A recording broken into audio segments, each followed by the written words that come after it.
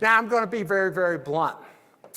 When you look at the exports, yeah, we've had some trade deals, but as Corey said, it's the big three. Mexico to the south, Canada to the north, and China. And one of the things is $1 in $5 of net farm income comes from export markets. By the way, you go back to 1910, what's the number one correlator to land values? Export markets. When you have them, they go up. When you don't have them, land values level out and actually decline. So that's a very interesting fact. Now, tariffs and counter tariffs.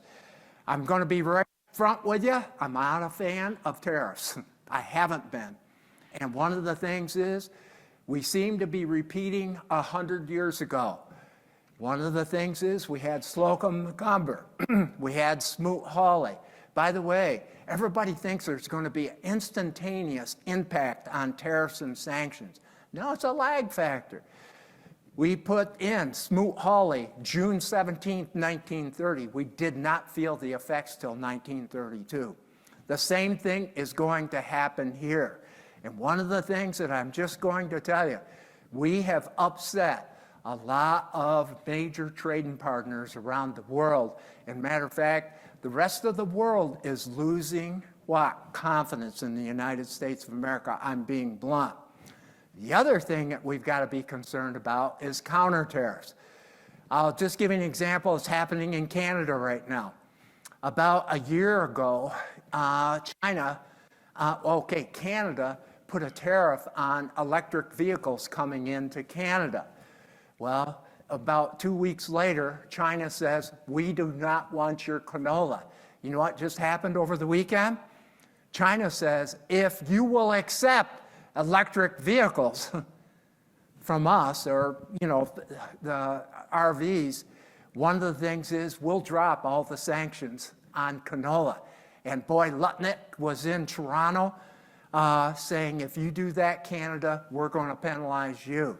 One of the things that I'm just telling you is these tariffs and these sanctions, it's not a 2 or 3 year deal. She's a decade deal. And one of the things is we have screwed up and screwed up big time. And the agriculture industry is the one that gets hit with the brunt of it. Now, what could change all of this? Every one of you has to have a go-to meteorologist. Because guess what? Weather could change these whole conditions very quickly. Weather here in the northern hemisphere, weather in the southern hemisphere. Now, I'm biased. My favorite weather guy is Eric Snodgrass. I do a lot of programs with Eric, with Nutriem. But I'm also biased. I don't watch the Weather Channel anymore. I watch Ryan Hall, you all. I watch Max Velocity. These guys are so much better than the Weather Channel. But any agriculturalist, what's the first thing that you do in the morning to connect? You look at the weather. That is one of the basic ways that you can start conversation out here. But weather is going to be critical. But here's what's coming at you, folks. Weather in the extremes. The incidence of 2 inches of rain in a 24-hour period has increased 4-fold in the past 15 years. You'll go extended dry period, intense rainfall, short period of time. And if you're in the mountain states, it's anywhere from 6 to 8 times. And this is why soil health, water health is going to be very critical. So the mother, I don't care what Washington, D.C. thinks they can control, or Beijing, or Moscow, or whoever it is. Mother Nature is still in control. And never forget it. But one of the bottom lines is you're going to see extremes and volatility. Here's one that's very dangerous for any marketer in this room. We're losing the public support for agriculture. Agriculture was perceived to be the champions during COVID. We kept food on the table, fuel and fiber, etc. You know what's happening now? Boy, there's an anti-sentiment against agriculture right now. Oh, you're going to get the big bailouts and different things like this. Here's another dynamic that hits any marketer in this room. The world is urbanizing. I will tell you this. China in 1980, 19% of its population were urbanites. Today it's 65%. In the United States, at the turn of the century, 2000, 73% of our population was urbanites. Now it's 84%. Folks, when you knock out the SNAP program or make major adjustments, foreign aid, when we cut the foreign aid, you know what China did? They doubled down to increase their influence. And one of the things, the SNAP program, there was this professor at Kansas State University, Dr. Barry Flinchbaugh. That's the way he talked. Well, some of you knew him.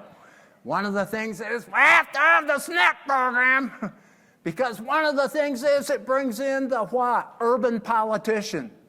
And one of the things is we were too short-sighted in those areas. So we're going to pay some ramifications. I just spoke to an FFA group, and I'm big FFA, 4-H, et cetera, and manners programs. And I said, one of your roles in the next 5 to 10 years is to bring the non-farm public and the rural and the ag areas back together. And that is going to be a major, major task. Finally, we've been asleep at the switch. The rest of the world has been very strategic. You know what we've been doing for the past 10 to 12 years? Playing reality game shows. And one of the things is you take the BRIC nations and the rest of the world, they have been very strategic. China invested it's now up to $1.4 trillion in 68 countries around the world, starting in 2013. And one of the things is, it was based off our Marshall Plan after World War II. By the way, the Marshall Plan, Europe, Asia, we spent, a considerable amount of money. It spread our global influence. And you know what's interesting? Our Marshall Plan was based off the original Silk and Belt Road Initiative plan centuries prior to it. What's happened is the rest of the world has been very strategic. And again, we have been asleep at the switch, and we're paying the price. Now, doing a global economic assessment, I talk about China, and I want to put it in perspective. When Lewis and Clark were trying to discover the Northwest Passage, China had been the world's economic leader for 600 years. A lot of people didn't realize it, 32% of the world GDP. How did they lose their dominance? Number one, they didn't participate in the Industrial Revolution. And then number two, the Opium Wars. What are we fighting today? The fentanyl wars. You follow me? Drugs do bring you down. But one of the things is, at the turn of the century, China was about 3 to 4% of the world economy. Today, she's 17%. She is a power. She does have some issues. Can I tell you the issue? I hope it doesn't come to the United States. Their stock market has dropped by 1/3. Their housing market has dropped by 1/3. Xi Jinping has been giving tremendous stimulus, but the Chinese citizens are not spending.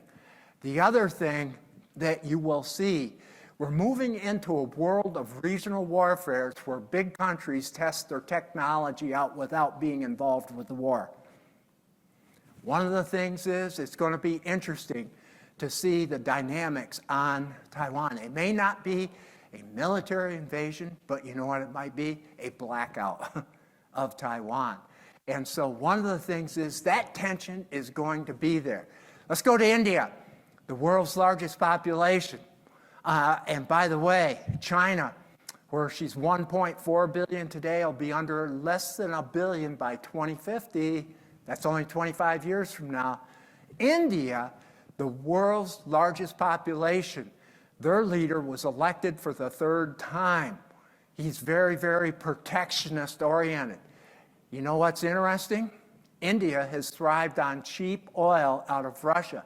And you'd say, the problem is our leaders don't read history. India's always had a close relationship with Russia.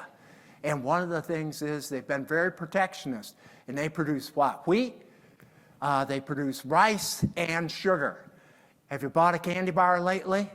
The other day in the airport, they wanted $5.50 for a Kit Kat bar, and I told them where they could take their kitty cat bar, okay? But that is one of the things that's happening. We have this world dynamic.